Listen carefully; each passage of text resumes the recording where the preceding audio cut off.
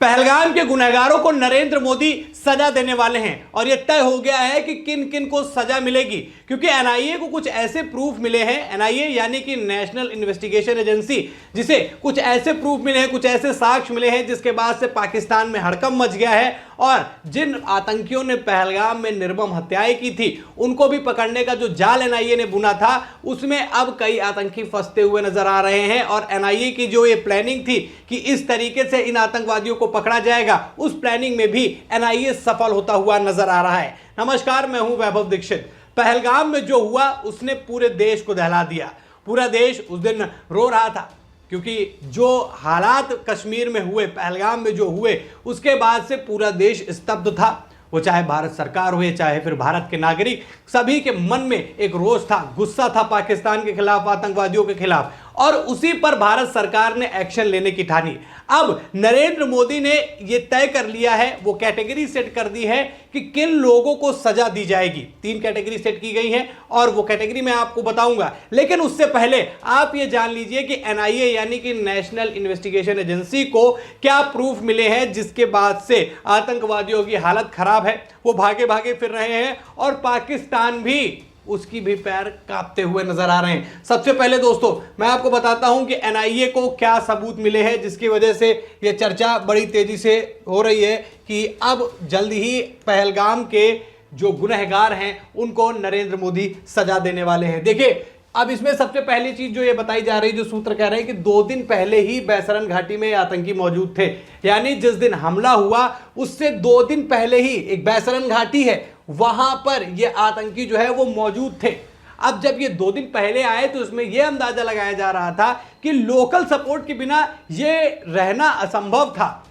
तो एनआईए को शक हुआ और एनआईए ने आगे क्या किया, अब आगे देखते हैं। उन्होंने क्या किया कि 4 ओवरग्राउंड वर्कर्स ने आतंकियों को जो रेकी में मदद की है, उनको रोकने में मदद करी है, ऐसा भी सूत्र कहते हैं। एनआईए ने इन लोगों को भी धरा है, क्योंकि मैंने पहले भी बोला कि बिना लोकल सपोर्ट के 2 दिन पहले वहां पर रहना बैसरन घाटी में, यह तो इम्पॉसिबल है। अब इसी पर शक हुआ एनआईए को, तो उसने क्या किया है कि 4 ओवरग्राउंड वर्कर्स जो थे उनको उनसे बातचीत की जा रही है, जांच में एनआईए की टीम लगी हुई है। साथ ही साथ 3 सैटेलाइट फोन और 2 फोन और हैं जिनके नेटवर्क को ट्रेस कर लिया गया है, एनआईए ने उनको ट्रेस कर लिया है। और इसी की वजह से माना जा रहा है, इसी पॉइंट की वजह से माना जा रहा है कि वो आतंकी, वो गुनहगार जिन्होंने पहलगाम में निहत्थे लोगों पर गोलियां बरसाई, उनकी जान ले ली, उन लोगों को अब जल्द ही पकड़ लिया जाएगा। साथ ही साथ एनआईए क्या कर रहा है कि उन्होंने 2500 संदिग्ध जो थे उनमें से 186 लोगों को अभी भी हिरासत में रखा है। यानी कि इस पूरे मामले में 2500 संदिग्ध थे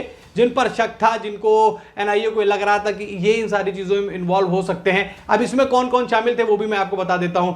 जो ऐसे संगठनों का सपोर्ट करते हैं, लश्कर ए तैयबा जैसे संगठनों को सपोर्ट करते हैं, उनके लोगों को मानते हैं, उनको मदद करने में कोई कमी नहीं छोड़ते, वो 2500 संदिग्ध थे जिनमें से जांच चल रही थी, छांटेबीनी चल रही थी। अब उसमें से छांट के 186 लोगों को अभी एनआईए ने रखा है और उनसे जांच जो है, उनसे पूछताछ लगातार की जा रही है। अब साथ ही साथ ये तो जो मामला हुआ, 2500 लोग आए कैसे, 100 ठिकानों पर जो है वो रेड मारी, वहां पर कुछ ऐसी चीजें मिली जहां से शक हुआ कि इस मामले में इनका भी कनेक्शन हो सकता है।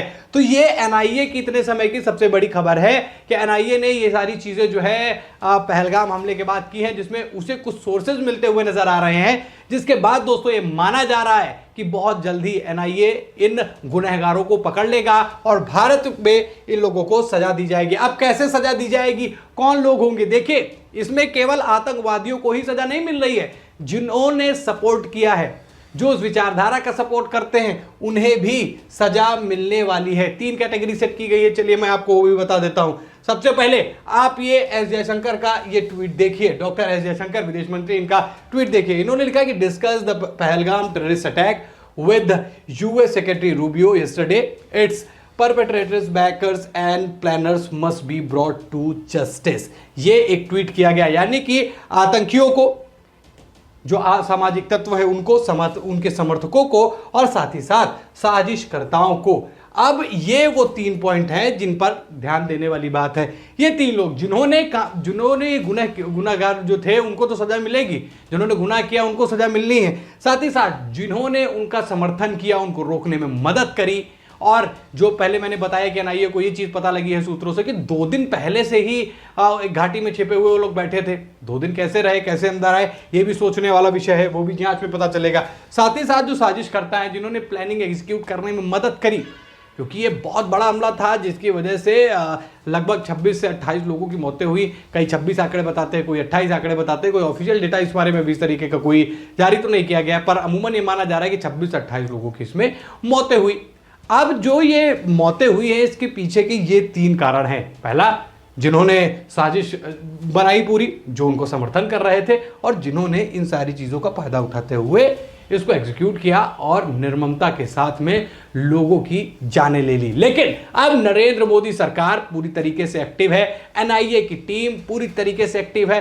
वो लगातार प्रयास कर रही है कि इन लोगों को, जिन लोगों ने ये दहशतगर्दी फैलाई है जम्मू कश्मीर में, उनको कठोर से कठोर सजा दी जाए। तो क्या लगता है कि क्या एनआईए को जो ये सोर्सेज मिल रहे हैं, जो नेटवर्क ट्रेस करने में वो कामयाब हो रहे हैं, क्या जल्द ही एनआईए, आपको क्या लगता है कि वो जल्दी इन आतंकवादियों को पकड़ लेगी? और साथ ही साथ जो सबसे बड़ी चीज है कि जो जिस थाली में खा रहा है, जिस थाली में वही छेद, उसी थाली में वो छेद कर रहा है, उन लोगों को भी क्या सजा मिलने वाली है? क्या लगता है एनआईए की टीम कितनी जल्द इन सारी चीज़ों पर अपने काम करने में वो कामयाब हो पाएगी? और क्या नरेंद्र मोदी सरकार इन आतंकवादियों को पकड़ने में कामयाब होगी? कमेंट करके अपनी राय जरूर बताइएगा दोस्तों। खबर में इतना ही। वीडियो को लाइक और शेयर करें। चैनल पर नए दोस्तों, चैनल को जरूर सब्सक्राइब कीजिएगा। फिर मिलते हैं नई खबर में, तब तक के लिए धन्यवाद।